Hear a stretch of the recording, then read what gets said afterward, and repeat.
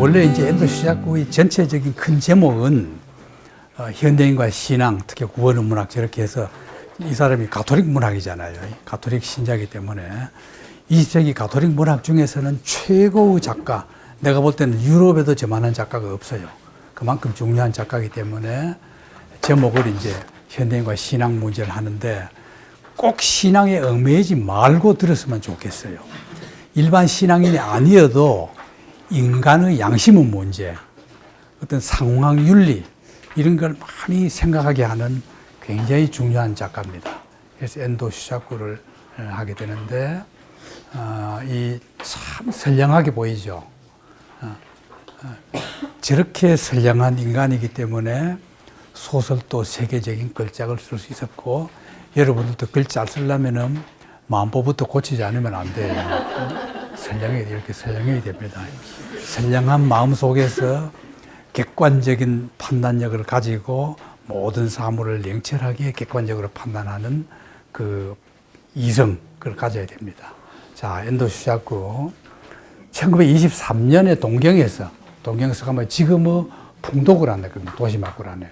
거기서 출생했는데 아버지는 그 당시 도쿄대 독법학부 저런 건 내가 지난번에 한번 설명한 적 있죠. 그 당시 동경제국대학이나 경성제국대학, 우리나라에 있었던 서울의 경성제국대학에는 경성제국대학도 법문학부 이래요. 그럼 처음에 난 듣기에는 법하고 문학이거든.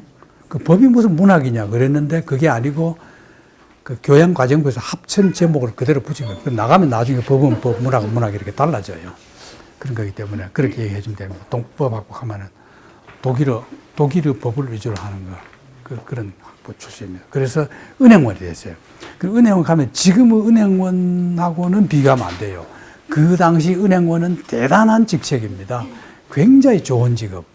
내가 처음에 시골 우리 군내 중학교를 졸업하고 안동으로 고등학교를 갔더니만은 등록금을 우리는 맨날 학교만 냈는데 은행에 내요. 근데 은행에 앉은 사람들이 얼마나 높아 보이는지, 그 당시에는 이제 내가 대학 졸업할 때까지도 은행원 가면은 우리 졸업생 중에서 은행 들어갔다 하면 굉장히 좋은 직장으로 봤거든요. 그래서 그때를 생각하면 20년 되니까 대단한 거죠. 그러니까 동경제국대학 나가주려면 거기 은행원이 된 거죠. 어머니는 바이올린과를 졸업했고, 그 바이올린 전공해서 나중에 음악 교사가 됩니다. 그럼 아버지 어머니가 다 그 당시 이 귀족은 아니지만은 일본의 상류층에 속한 사람입니다. 그랬는데 아버지가 여기에 그만두고 대련으로 가요. 대련에 이제 은행에 취직해가지고 대련에 있는 어떤 은행을 취직해 가서 거기서 성장합니다. 그럴 때 거기에서 여기에 대련에서 수학교를 졸업해요. 그런데 성적은 그렇게 좋지 않고 작문만 우수하고 아버지의 잔소리의 대상, 쉽게 말하면은 아무리 애들은 나중에 커서 선량한 인간이 될지라도 어렸을 때는 다 여러분도 잔소리 먹고 큰 겁니다. 여러분도 지금 보니까 철 들어 보이지만은 아직도 철 안 든 분도 있겠지만은 어렸을 때는 다 아버지 어머니의 잔소리 대상입니다. 여기도 마찬가지입니다. 잔소리 대상이었습니다. 그러다가 부모가 이혼을 해요. 저 당시의 이혼이란 일본이나 한국이나 굉장히 드뭅니다. 그러나 저 때의 이혼은 상류층, 배운 사람들만이 할 수 있는 일종의 특권이에요. 여자가 쉽게 말하면은 자립할 수 있는 능력이 있을 때만이 가능한 거 아닙니까? 그걸 이혼을 합니다. 그래서 어머니 따라서 귀국을 해서, 아버지는 은행 그냥 두고 어머니 따라서 귀국해서 고베에 육갑 로코 소학교를 전학합니다. 거기서 큰 이모를 따라서 성당해갖고 어머니는 여기에 음악 교사로 있으면서 엔도 슈자쿠를 길렀단 말이에요. 여러분 고베를 가보면은, 고베 가본 분 많지요. 고베는 참 가볼만 하거든요. 참 일본의 여러 도시 중에서, 내가 전에도 농담으로 그런 얘기 한번 했죠. 일본 남자들의 소원이 뭡니까? 예? 고베 여자하고 뭐 한다 그랬어요? 예? 연애. 오사카 여자한테 장가를 가서 고베 여자, 교토 여자 첩을 두고 고베 여자 애인을 두는 거. 그게 이제 일본 여자들이 옛날입니다. 지금 그런 얘기하면 난리 나죠. 한 남자가 여자 셋이나 거느리면은 돈이 얼마나 많아야겠어요. 근데 이제 왜냐하면은 오사카는 상업지대거든요. 그렇기 때문에 오사카는 굉장히 생활력이 강하다. 그래서 본 마누라는 생활력 강한 여자를 얻어놓고 집안 살림 다 돈은 조금 벌어져도 시골을 안 굶어 죽게 만들어 놓고는 교토는 일본의 전통적인 도시입니다. 우리나라로 치면은 경주나 개성을 합한 것 같은 전통적인 수도거든요. 그 봉건주 시대 때 전통적인 수도 여자들은 굉장히 예절이 바르고 싹싹하고 교양 있고 이렇단 말이에요. 그런 거는 이제 세컨드로 얻어놓고. 그 다음 고베는 서양 문물이 들어오는 바로 그 길목입니다. 항구거든요. 그럼 이제 투기들이 많아요. 서양 남자들이 와서 일본 여자와 바람 피우고 나면 그럼 투기들이 다 이뻐요. 그래서 여러분 고베 가면요. 일본 여자들이 키도 커요. 우리나라 사람보다 더 커요. 크고 날씬하고 굉장히 여자들이 아주 그야말로 국제 규격의 미녀들이 많습니다. 여러분도 그 일본 사람 중에서 많은 거는 되게 그쪽 지역, 튀기라고 보면 틀림없어요. 그러니까 그걸 이제 애인으로 두는 겁니다. 자, 그 농담이, 이런 것도 알아둬야 돼요. 그게 그 나라 문화입니다. 어쨌거나 거기서, 이 성당에 나가게 됩니다. 성당에 나간데, 니시노 미야라는 데는, 고베와 오사카, 고베 오사카가 가깝죠. 한 중간쯤에 있는 데인데, 오히려 오사카, 어느 쪽에 가까운지 어쨌든 그 중간쯤이에요. 오사카 가깝기도 한데, 전철이 다 있어요. 있는데 보면은, 니시노미야 가면 첫 지하철 타고 지나가면 밖을, 지하가 아니고 위거든요. 위로 가는 거 보면은 아주 깨끗한 도시가 나옵니다. 그게 니시노미야거든요. 왜냐하면 그 부근에서 돈 많은 사람들이 다 사는 도시. 굉장히 깨끗하고 좋은 도시입니다. 그 성당에 나가서 영세를 받고, 영세 명은 바오로, 폴입니다. 폴. 이게 그 학교 다닌 데고, 엔도가 영세받았던 가톨릭 교회고, 그래서 니시노미야로 이사를 갑니다. 그 어머니가 굉장히 돈도 번 거죠. 그래서 독일 선교사를 만나서 영향을 받았고, 나단 중학교 졸업한 뒤에 고등학교 낙방 거듭하다가 3년간 떠돌다가 조시지. 상지대학 하면 여러분 머릿속에 뭐가 떠올라야 된다 그랬죠? 아무것도 안 떠올려야죠. 상지대학 하면. 누가 나왔어요? 이태준이죠. 거기 이제 예과 하고 이듬해 대학에 버립니다. 그럼 이 대학이 어떤 대학이냐? 이 선교사들 참 무서워요. 참 무서워요. 이게 1549년에 예수회가 무서운 건 알죠? 여러분 나가는 성당이 예수회에 속합니까? 그건 아주 상당히 독한 데입니다. 가톨릭 중에서. 왜냐하면 예수회가 원래 생긴 이유가 종교개혁을 반대하기 위해서 생긴 거거든요. 종교개혁 돼가지고 전부 개신교로 옮겨가는 거예요. 그러니까 왜 종교개혁이 생겼어요? 가톨릭이 부패해서 생긴 거거든. 부패 생기니까 너만 깨끗한 게 아니라 가톨릭 우리도 깨끗하다. 프로테스탄트 너만 깨끗한 게 우리도 깨끗하다. 우리가 너보다 더 깨끗하다는 걸 보여주기 위해서 생긴 게 예수회입니다. 그래서 예수회가 가톨릭을 지키는데 엄청난 기여를 한 거죠. 그러니까 독할 수밖에 없죠. 정말 독실한 가톨릭 신앙이란 말이죠. 그 선교사 사비엘이 나중에 나옵니다. 사비엘의 일생에. 이게 일본에 제일 먼저 가톨릭을 정착시킨 선교사거든요. 이 사비에르가 일본에 왔다가 돌아갈 때 생각이 뭐냐? 여기 대학을 하나 만들고 싶다. 예수의 대학을. 그 꿈이 1900년에 교황이 위탁해가지고 1913년에 설립된 학교. 그러니까 한 인간의 집념이 이루어진 게 이제 저 대학이란 말이에요. 니시노미야시 굉장히 아름답고 좋은 곳입니다. 거기 다녔던 중학교, 대학교, 자, 이 사비에르입니다. 사비에르.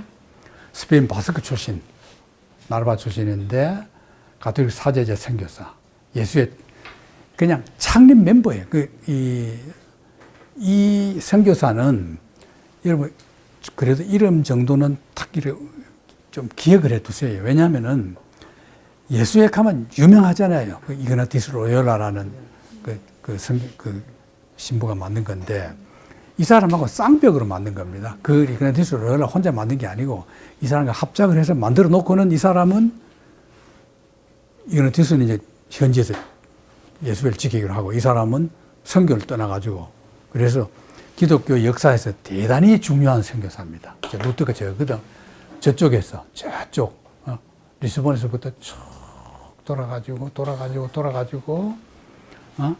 여기까지 갔다가 이렇게 돌아서 광동을 거쳐서 일본으로 가서 일본에서 엄청난 신도를 모읍니다. 엄청난 신도를 모아요. 가톨릭 신도를. 그런 거거든. 최초 가톨릭 정교회예요. 가톨릭 교회 성인이고 일본 인도 기념일은 12월 2일 그런 겁니다. 자, 이런 사람인데 자, 이제 그 사비엘은 저렇게 이제 놔두고 다시 이제 엔토시아가 돌아오면 능망염에 들어서 있다가 경응의숙이란데 개의의숙 여기 들어갑니다. 경응의숙은 그럼 누가 만들었냐? 이건 중요합니다. 일본 역사, 일본 여러분 근대사에서 우리나라 사람들이 일본에 그렇게 많이 여행 가는데도 일본에 대해서 너무 몰라요. 여러분도 모르죠? 동경의 백화점 이름 알아도 일본 근대사는 하나도 모르잖아요. 좀 알 필요가 있어요. 일본 가면은 동경대, 그 다음 여러분 아는 대학 대봐요. 와세다, 게이오대, 세 군데거든. 우리식으로 말하면 서울대, 고대, 연대입니다. 3대 대학이거든. 그 동경대는 국립이고 나머지 두 개는 사립이에요. 우리나라 연고대하고 똑같은 겁니다. 그런데 경흥대학은 우리나라도 저기 출신들 많아요. 우리나라 학생으로 일제 때 경흥 나왔다 하면 알아줘요. 동경대 나왔다 하면 제일 알아주고 와세다나 경흥 나왔다 하면 상당히 쳐줍니다. 인물로. 근데 이거 세운 사람이 후쿠자와 유기치. 이건 이름 들어봐야 돼요. 여러분들이. 후쿠자와 유기치는 일본을 근대화하는데 중요한 역할을 했던 우리나라는 저런 인물이 없어요. 일본 개화파의 선구자, 일본 학문을 근대화하는 일인자입니다. 그래서 우리나라 사람들도 다 후쿠자와 유기치의 학문의 진보라는 후쿠자와 유기치 책을 개화기나 근대 우리 문학인들은 후쿠자와 유기치를 다 봤어요. 제가 안 본 사람은 없습니다. 그만큼 중요한 인물이거든. 저 사람이 처음에는 난학원, 빨간 글자 보십시오. 난학원은 뭐 가르치는 것 같아요? 난초를 가르치는데. 맞아요? 예? 네덜란드입니다. 확실히 박윤정 씨 잘 알죠? 예? 네덜란드를 난학이라고 해요. 네덜란드 영어하는 걸 난학이라고 해요. 일본을 근대화하는, 우리나라는 미국에 의해서 근대화됐지만은 일본은 네덜란드 문명에 제일 먼저 들어오거든요. 이래서 네덜란드 학문을 막 연구하는 걸 난학, 그럽니다. 난학. 개화학교죠, 개화학교. 그게 발전해서 이제 경흥의숙이 된 겁니다. 의숙이 이제 경흥대학으로 된 거죠. 개의학에서 겁니다. 거기서 친구 소개로 작은 마라탕을 알게 됩니다. 그럼 작은 마라탕은 어떤 작가냐? 개신교였다가 가톨릭으로. 그 다음에 릴케, 베르나노스, 모리악, 이게 이제 엔도슈아코가 저게 심취예요. 릴케는 다 알 거고, 작은 마라탕이나 베르나노스는 몰라도 지장 없는데, 이름은 알아대고, 몰라도 지장 없어요. 어쨌거나, 독어 전공이었다가, 이 친구에 의해서 불문과를 전과를 해버립니다. 불문학을 전공하게 돼요. 자, 그럼 지금까지 요약하면은, 만주스 학교 다니다가, 고베 왔다가, 중고등학교 다녀서 가톨릭 교도가 됐다가, 대학 들어가서 동문학 전공해서 불문학으로 바꾸었다. 됐죠. 이 베르나 노스입니다. 그렇게 중요하진 않는데 이 베르나 노스는 시골 사제의 일기, 이게 이제 우리나라에 번역됐습니다. 시골 사제 일기. 제목만 굉장히 재미있어요. 난 그래서 시골 사제가 바람이나 피우나 싶어 봤더니만 너무 따분하고 재미가 없어요. 여러분도 볼 필요 없어요. 신부가 바람 피워야 그래도 재미가 있죠. 너무 재미없어요. 자, 어쨌든 그런 이런 소설인데, 성성은 구할수록 유혹에 직면하지만은 구원의 길로 나가면 은총이 이른다. 이게 베르노스 사상의 기본이다고 이해하는 겁니다. 자, 반나치 자유를 옹호했고, 자, 그랬는데, 이제 다시 엔도시아크로 돌아가면은 2차 대전 끝난 뒤에 첫 프랑스 유학생이 돼요. 집안이 괜찮으니까. 그래서 이제 리옹 대학에 갑니다. 리옹은 그 프랑스 남서부 지역이거든요. 모리아크 무대입니다. 아까 모리아크를 좋아한다 그랬죠. 모리아크 무대인데 이게 리옹 대학이에요. 그 지역입니다. 이 남서부 지역이면 여러분 제일 잘 아는 도시가 뭐예요? 포도주 많이 나는데. 보르도입니다. 보르도. 제가 딱 보니까 보르도 생각나지 않아요? 우리 갔을 때 포도밭 실토록 봤죠. 저게 누군지 모르지만 우리 일회입니다. 보르도거든. 몽땅이 있은 것 같아요. 이게 모리약이거든. 모리약을 우리가 그때 프랑스 여행 때 이 집 모리약이 그 살던 집에 우리 가봤어요. 기억 안 나죠? 이제 설명드리면 알 거예요. 어떨 때 갔어요? 스탕다르 적과흑의 무대의 마을. 적과흑에서 무대의 마을에서 적과흑이 그 권총 쐈던 성당과 그 남녀 주인공들이 살던 집, 대장간 하던 남자 총각 살던 집, 그 다음에 동네 동장 부인이 살던 2층 집, 그 다음에 모리약이 살던 집 다 나왔죠. 예. 비 오던 날. 그 비 오는 것만 기억해요. 그 모리약입니다. 이 모리약은 노벨상까지 받았거든요. 이 사람도 참 괜찮은 사람이에요. 2차 대전 끝난 뒤에 까뮤하고 그 친도 협력자 문제로 논쟁을 해요. 그때 까뮤는 레지스탕스를 했거든요. 알베르 까뮤는 직접 자기가 레지스탕스 했어요. 그래가지고 친도 협력자는 그냥 사정 볼 것 없이 다 청산해야 된다. 그게 강경파입니다. 까뮤는. 그 모리약은 당연히 친도 협력자 처단해야 되는데 사정을 좀 봐줘야 된다. 경우에 따라서. 이게 종교에서 좀 그런. 그 동성애 물론 반대죠. 그 우파하고 논쟁 많이 해요. 베트남 식민지 반대입니다.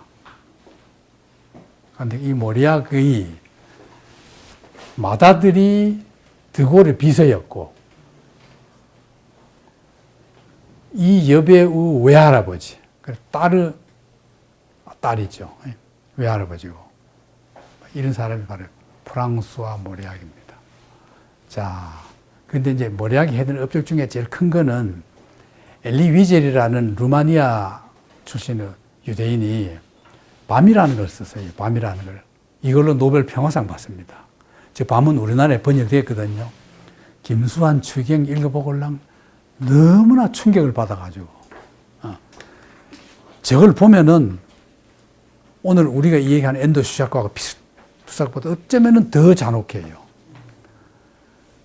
이렇게 내가 죽어가는데 하나님 당신은 어디 있느냐? 그야말로 믿기 싫어져요.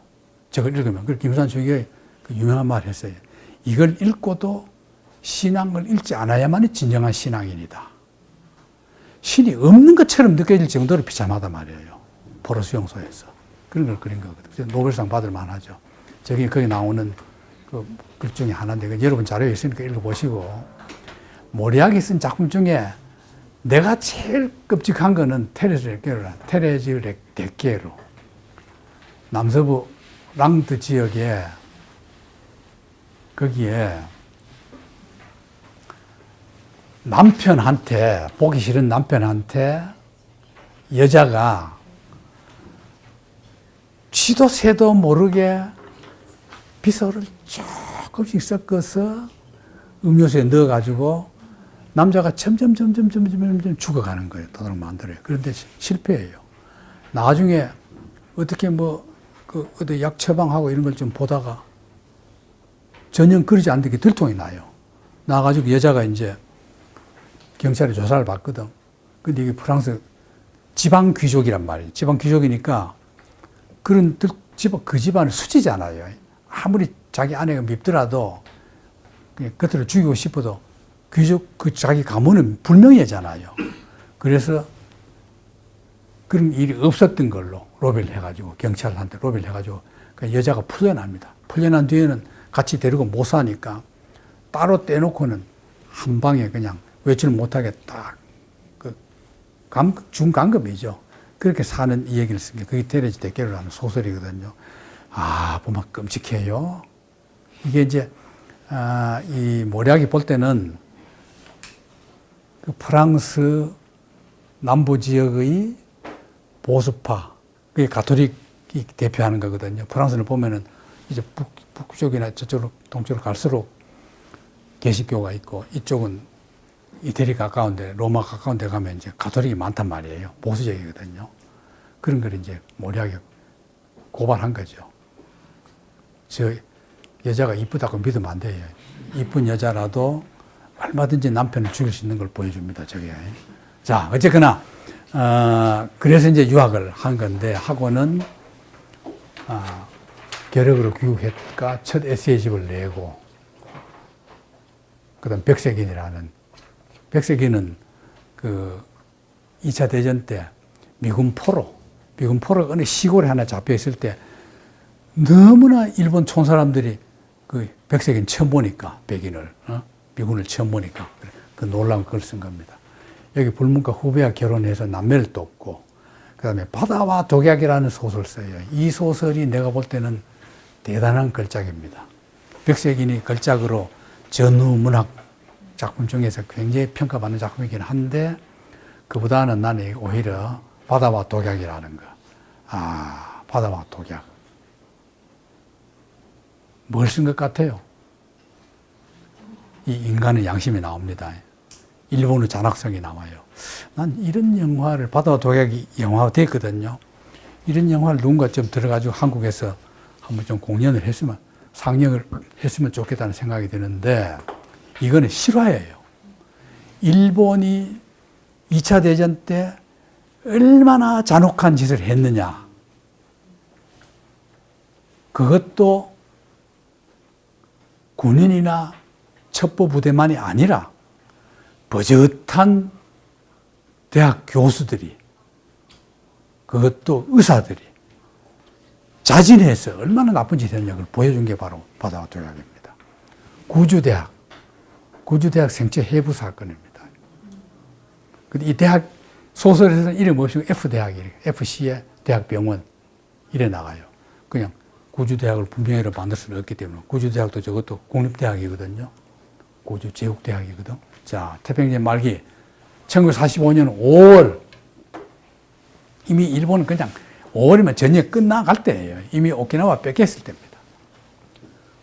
후쿠오카와 규슈일 때 폭격을 위해 출동한 미 육군 항공대 B-29가 구마모토, 우리 놀러 자주 가죠. 그 19살의 학도병의 전투기에 의해 격추당합니다. 그 이제 미군들이 타고 있었던 거예요. 도쿄에서는 그랬다 하니까 암호명으로 동경포로 수용소는 10,000원이다. 10,000원으로 정보 가치가 있는 기장만을 동경으로 보내고 나머지는 그 현지 사령부에서 적당히 처리해라. 보내라 하면 뭐 교통편도 없고 그냥 일본 그때 되면 엉망입니다. 45년. 8.15까지 석 달 남았잖아요. 전쟁 끝나기 석 달 전이거든. 정신이 없는 거야. 처리를 하니까 그대로 가둬놓고 이제 죽여버리려고. 가둬놓으면 밥도 아까워요. 쌀도 아까워. 그러거든. 거기 타성자가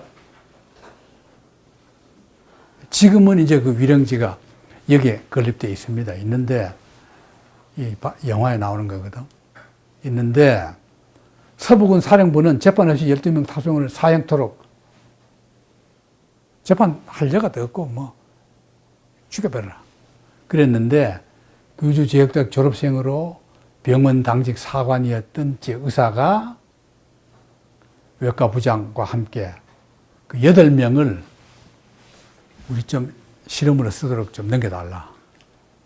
저는 그냥 넘겨달라. 그 넘겨줘요. 넘겨서 실험 뭐 어떻게 했는지 몰라. 참. 그 윤동주하고 똑같은 거예요. 윤동주도 저 지역이잖아요. 후쿠오카 규슈 지역이잖아. 예. 그래서 45년 5월 17일, 6월 2일 사이에 온갖 실험을 다 한 거야. 어때요? 그냥 죽여버리면 차라리 편하지. 죽기 전에 저렇게 고생을 시킨 거야. 전쟁 끝났어. 석 달 뒤에. 그 이제 메가더 군에서 조사해 보니까 원폭으로 죽었다. 이렇게 기록해 놓고 나중에 원폭 떨어진 뒤에 원폭으로 죽었다고 기록을 바꿔가지고 해 놓은 거예요. 추궁해 보니까 들통난 거야. 자기들이 자진해서 실험 도구로 쓰겠다고. 그래가지고 군인 11명, 규슈대 14명 체포돼가지고 재판받아요. 재판받는데 기획자 하나는 공소불에 이미 죽어버렸고 이시야마 교수는 포로 생명을 구하기 위한 수술이라고 주장하고 끝까지 생명, 우리가 실험한 게 아니고 생명 구하기 위해서 막 하다 죽었다. 이렇게 끝까지 우깁니다. 그러다 나중에 독방에서 자살해버려요. 근데 저게요, 모든 범죄는 어때야 돼요? 부인하고 봐야 돼요. 모든 범죄는. 가막소 가면은 제일 명언이 뭔지 압니까? 오리발이 청와대 백보다 낫다. 오리발이라는 것은 부정이잖아요. 니 그래 했니? 안 했습니다. 그게 오리발이거든. 그게 청와대 백보다 더 세다는 거야. 그렇잖아요. 아무리 검사고 판사라도 안 했다는 데는 할 말이 없잖아요. 그럼 했다는 건 증거를 떼야 되고 증거 없으면 무조건 안 했다 해야 돼요. 이건 여러분 잊어버리세요. 여러분들은 그냥 오리발 내밀 갈 필요가 없이 살면은 그건 잘 사는 삶이에요. 자, 그래서 나머지 5명은 교수형, 의사 18명이 유죄. 그러나 한국적인 발발하자 미국은 대일감정 고려해서 전부 감형해서 석방시켜버립니다. 살해했던 사람들 다 감형시켜버렸어요. 저게 역사입니다. 제가요, 그 일본 영화 돼 있거든요. 한번 보십시오. 보면은 저기 바다라고 하는 것은 은총의 바다라도 좋고 사랑의 바다라도 좋다. 그러나 인간 속에 독약과 대치하고 있다. 그게 이제 바다와 독약이라는 게 여기서 이제 나온 거죠. 그런 겁니다. 이 죄의식의 애매함, 이걸 이제 엔도 슈자쿠는 그리고 싶었던 거예요. 그럼 저게 다른 나라 같으면은 저런 악독한 빙한 짓을 안 한대요. 유럽 사람들도 물론 나치도 악독했지만은 나치는 대놓고 공개적으로 했잖아요. 일본은 숨겨서 했거든. 731 부대 같은 것도 완전히 비밀로 했단 말이죠. 물론 이제 지금 미국은 보면 비밀로 하는 게 많아요. 물론 유럽 역사도 비밀로 하는 게 많지만은 그 유럽적인 문화 풍토에 비해서 일본은 유난히 양심의 가책이 엷다는 거예요. 이 엔도 슈자쿠 보기에는. 우리가 정확하게 알아야 돼요. 일본을 알려면. 왜 그러냐?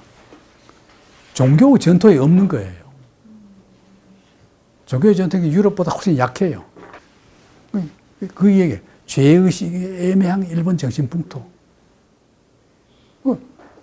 죽여놓고도 아무렇잖아요. 이게 이제 엔도 슈자쿠는 유럽 그 신앙과 비교해보면 못 견디겠는 거야. 일본 이게 안 바꾸면은 일본은 영원히 죄를 짓는 나라. 지금 그런 겁니다. 과거사 안 하는 것도 그런 게 엄청난 거예요. 참 양심이 없는 인간이 사는 나라야. 자, 어쨌거나 그거야. 이게 바다와 독약 이 영화 장면이고. 참 이 영화 좋아요. 말 못 알아봐도 여러분 그냥 보면 돼요. 일본말 몰라도 그냥 보면 돼요. 자, 그러고 이제 여행 뭐 많이 합니다. 쭉 다 하다가 이런 건 뭐 그렇게 중요하지 않아요. 하다가 첫 기독교 소설. 기독교 일본에서는 기리시탄 이름을 기리시탄 이렇게 표기해서 기리시탄. 일본말 몰라도 이거 딱 뭐 중국말로 알면 안 되고 기독교도 하면 됩니다. 최후 선교자. 나가사키 배경으로 두 신자입니다. 최후 선교자. 괴로우면은 구르시 게르바 고론데 하는 건 굴러버린다는 뜻이거든. 지금 전향해라. 배교해라. 그런 뜻입니다. 괴로우면 그냥 배교해버려라. 우리나라는 저런 걸 상상 못 해요. 일본은 배교를 마음대로 해요.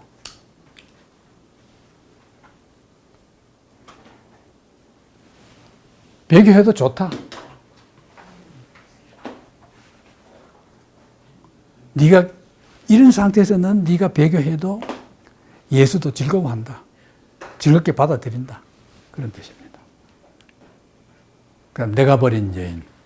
이건 뭐 육체관계 가진 얘기고. 자, 그 다음에 일본이 아까는 사비에르가 왔을 때는 엄청나게 많은 신도들이 많다 했는데 왜 그래 됐느냐. 일본의 기독교 역사를 간략하게 살펴보게 됩니다. 자, 저 책을 이제 참고해서 일본의 기독교 역사를 간략하게 요약하면은 첫 도래가 5세기 때. 근데 우리나라는 이런 그 기록을 아직 아무도 얘기 안 하거든요. 근데 뭐 이게 중국에서도 기독교 흔적이 거의 없어요. 이때 있었다고 얘기해요. 근데 이게 이제 경교라고 부릅니다. 경교라고 부르는 건 뭐냐면은 네스토리우스. 동로마, 콘스탄티노플 중심으로 있었던 그 네스토리우스 주교 이름이 네스토리우스입니다. 이 주교가 그 특징이 뭐예요? 그 기본 이론은 복잡한데 겉으로 나타난 것만 딱 쉽게 말하면은 성모 마리아는 그냥 성모 마리아지, 성모가 아니고 그냥 마리아지, 어머니 마리아지. 그걸 성모를 해가지고 삼위일체 그거 잘못된 거다. 하나님은 하나님이고 예수는 하나님 아들이고 마리아는 그냥 예수를 놓은 어머니고 하나님이 제일이고 예수는 그 아들이고 이런 거지. 삼위일체 그거 안 돼. 이거 부인한 겁니다. 네스토리우스. 그래가지고 엄청난 신도를 모아요. 그러다가 나중에는 이제 에베소 공회 431년에 에베소 공회에서 이제 이단으로 버려지고는 이쪽 중동 쪽에 중동 일부에서 신자들 가지고 있다가 그게 결국 이제 이단된 뒤에 이르르 넘어오다 보니까 중국까지 와요. 중국까지 왔다가 중국에서 일본으로까지 갔다. 이렇게 이제 말하는 건데 뭐 증거가 없어요. 그 다음에 이제 1543년, 난파당해가지고 이게거든. 다네카시마가 여기까지 갑니다. 규슈 지역이거든요. 여기까지 갑니다. 다네카시마 여기거든. 가코시마 있는데 바로 여기입니다. 여기까지 갔단 말이에요. 자, 여기인데 저때 이제 아까 얘기했던 사비에르가 온 겁니다. 사비에르가 와서 화승총을 전래해요. 그러니까 우리가 선교사 때문에 완전히 우리나라는 피본 겁니다. 뭡니까? 임진왜란. 저때 선교사가 네덜란드가 저 총만 안 갖다 줘도 우리가 임진왜란 때 좀 일본 사람들한테 그렇게 피해를 안 했거든요. 그렇게 그야말로 참담한 정황까지는 안 가는데 저때 가져와요. 우리나라도 그런 저런 걸 받아들였으면 됐죠. 응? 무역 형성돼요. 1549년에 예수의 소속 사비에르가 나와가지고 약간 충돌 속에 포교 지속해요. 이때 오다 노부나가가 받아들여요. 무역과 함께 하기 때문에. 그랬거든. 그럼 가톨릭은 왜 이랬느냐? 이걸 이제 일반적으로 이제 기독교사 사가들이 개신교가 강세로 신자 수가 줄어드니까 저형 낭만에 부닥쳐요.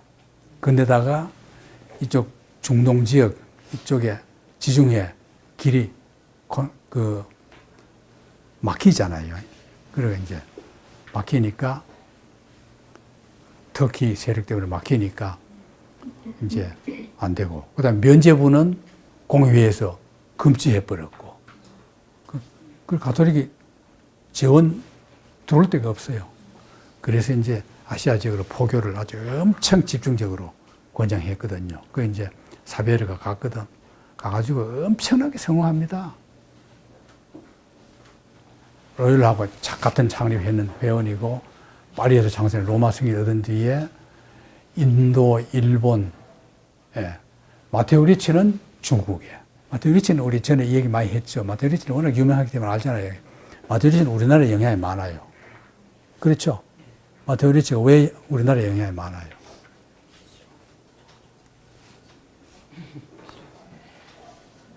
우리나라에서 말하는 북학하는 게 가가지고 그 가톨릭이 중국에 전해준 각종 서양 문물을 가지고 오잖아요. 천주실이라는 거. 그 마테오 리치는요, 전략을 잘 짜가지고 중국에 엄청나게 가톨릭 교도가 많이 생깁니다. 어떻게 했냐면은 불교만 배척을 하고 미신이라고 유교를 그대로 받아들이고 중국 그 전통 제사 지내는 걸 그대로 다 받아들입니다. 그러니까 자기 자신이 스스로 중국의 그 관리들이 입는 옷을 입어요. 유학자들이 입는 옷을 입어. 그러니까 아무 저항이 없는 거예요.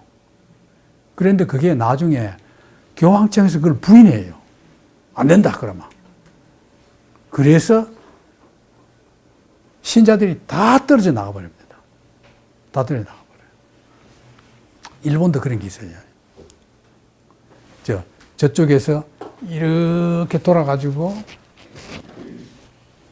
이리로도 갔다가 이렇게도 갔다가 이렇게 간 겁니다. 갔다 나중에 사비에르는 그 광동에 중국에서 죽거든요.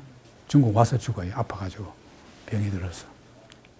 이 사비에르입니다. 일본에서는 굉장히 잘 해놨습니다. 이 시설을, 예수회가.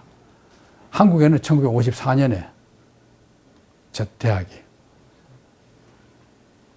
저거는 위에 거는 한국이 아닙니다. 전 세계고, 한국에 들어온 54년에 서강대, 광주 가톨릭대, 수업 말씀 모집, 저게 이제 예수회파에 속한단 말이에요.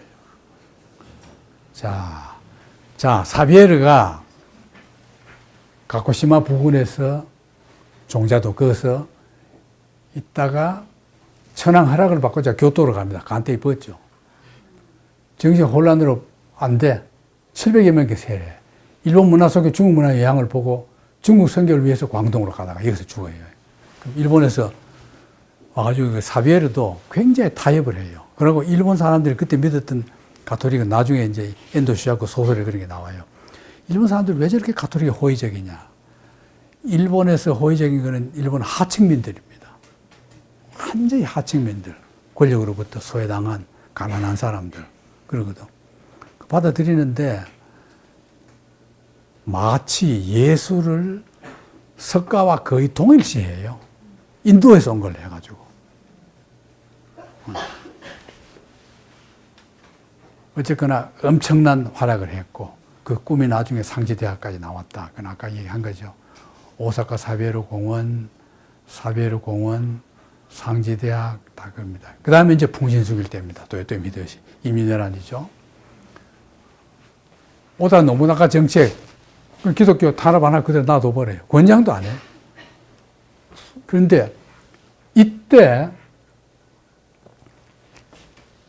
반천년, 이게 신부란 뜻입니다. 신부. 파드를 하는 거죠. 표현을 이제 파테이렌, 신부, 서양 신부 추방령이 내립니다. 내리거든. 그래서 첫 순교자가 나와요. 이게 나가사키 여러분 가면은 엄청나게 잘 해놨어요. 기독교 순교자들. 엄청나게 잘 해놨어요. 나가사키 가서 온천욕만 하지 말고 그 일대 가면 참 볼 게 많거든요. 엔도시아코 박물관도 나가사키에 있어요. 여기 한번 가볼 만해요. 한 2박 3일만 잡고 가면은 나가사키 일대 다 볼 수 있거든요. 3박 4일 다 보면 더 많이 볼 수 있고 아주 잘 해놨습니다. 그럼 탄압 왜 했느냐? 기독교도가 반란주도 한다. 신도와 불교도를 박해한다. 도로 박해해요. 왜? 무기가 있으니까. 포르투갈인이 일본의 노예를 수출한다. 실제로 이러기도 했어요. 지금 고베시에 이 여성 하나가 도요토미 히데요시에 봉사하라 했더니만은 나는 가톨릭 신자이기 때문에 봉사 못하겠다. 실제로 저런 일이 없었대요. 근데 도요토미 히데요시의 측근 의사가 여성을 강제로 데리고 가려니까 거절한 거예요. 그 보복으로 지가 가톨릭을 죽일 수는 없잖아요. 직원을. 그러니까 자기 대장한테 거짓말 한 거야. 막 여자들이 일본 관리들 말도 안 듣고 그렇다. 어떤 여자냐? 기독교 신자다. 죽여라. 이래가 이제 저는 여러 가지 1, 2, 3이 다 합쳐서 된 겁니다. 그런데다가 도요토미 히데요시 정권 말기에 필리핀과 교류하니까 이미 거기 와 있던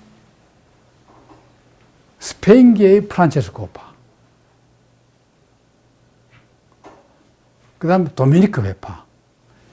스페인은 완전히 가톨릭 성공한 나라잖아요. 지금도 가톨릭이 제일 세잖아요.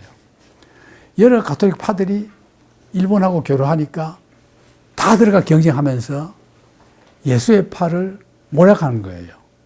무슨 말인지 알겠죠? 그러니까 이제 그 교파끼리 서로 이제 경쟁을 한 겁니다. 이런 여러 가지가 이제 했는데 우리나라에 왔던 고니시 유키나가 소서행장, 저게 가톨릭 교도입니다. 장군 중에 가톨릭 교도 계셨어요.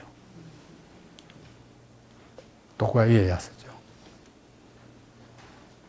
가톨릭 교도들을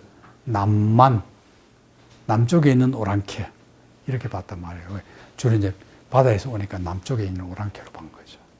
일본의 첫 신자가 야지로, 사비에르 통역자를 신을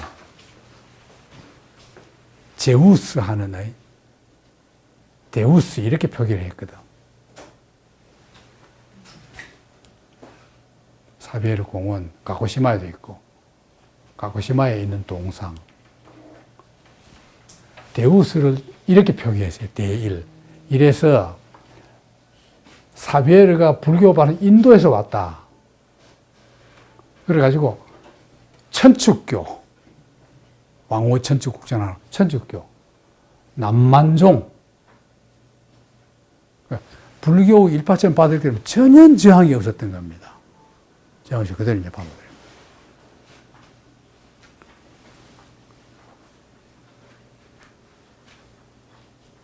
1612년에는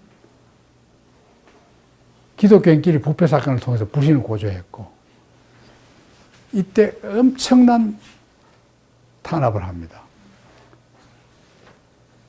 이때는 또 3만 명이 봉기하고, 이래서 1639년에는 쇠공령, 이래서 숨어있는, 가꾸레 계시다, 숨어있는 기독교 시대, 탄압 뒤에는 완전히 지하로 신앙이 우리나라하고 똑같죠. 그래서 강제 개정으로 불교로 위장하기도 하고, 비교 형태로 교회에 돌아가지 못한 신앙이다. 그것이 숨어있는 기독교 해가지고 가꾸레 길시단 해가지고 저거 잡은 바는 엄청나게 상금도 주고 이랬어요. 그 개신교는 저래 나중에 미국에서 들어온 거고, 개신교는 뭐 나중에 이해할 필요 없어요. 들어와서 개신교는 동지사대학, 도시사대학 밑에 줄에 동지사대학을 설립했고, 동지사대학 하면 여러분 누가 유명한 거 알죠? 정지용과 윤동주. 왼쪽이 정지용비, 동지사대학 교정에 있습니다. 오른쪽이 윤동주비. 윤동주 비 앞에는 저렇게 꽃을 놓기 좋게 해놨는데 정지용 비 앞에는 꽃이 하나도 없으니까 저건 아마 사진 찍을 때 그 윤동주 무슨 기념일일 거야. 그래서 그렇지. 정지용 싫었지만 뭐 정지용이 더 낫죠. 윤동주보다는. 정지용이 정지용 비가 근대 시 중에 제일 위대한 게 정지용 아닙니까? 정정이 제일이죠.